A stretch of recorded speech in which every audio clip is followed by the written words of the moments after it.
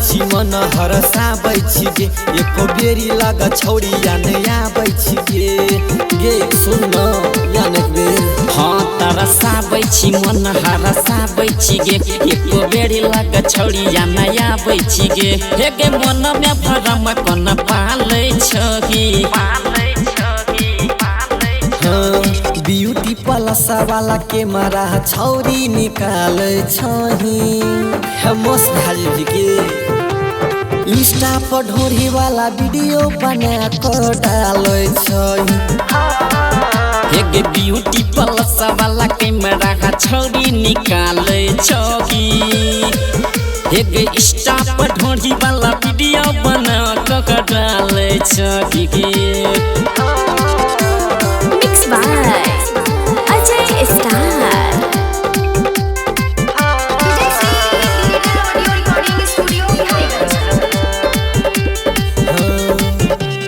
कितना छोरा के गे छौरी तू देखा के चुबाबै छी पानी गे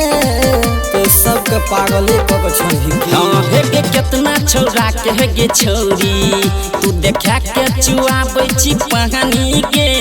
हमरे तो दे दे जवानी गे बुचिया बना के हम रखब रानी गे हे गे यही काल कही किया डालै छगी हे गे ब्यूटी प्लस वाला कैमरा छोरी निकाले छगी हे गे इंस्टा पर ढोरी वाला वीडियो बना के डाले छगी ब्यूटी प्लस वाला कैमरा छौरी निकाले छही इंस्टा पर ढोरी वाला वीडियो बना के डाले छही मार देभी की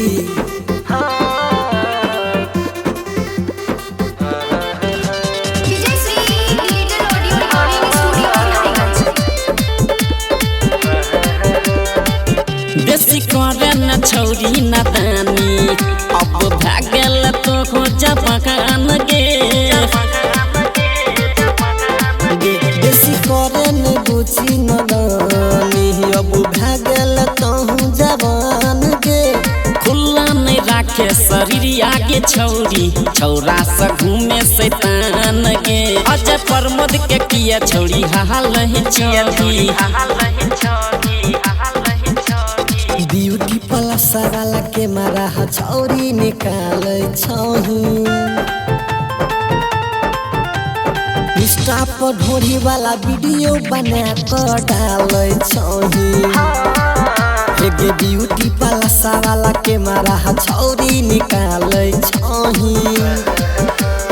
इंस्टा पर ढोरी वाला वीडियो बना कर डाले छही गे बुचिया बोल Vijay Shri digital audio recording studio Biharigunj.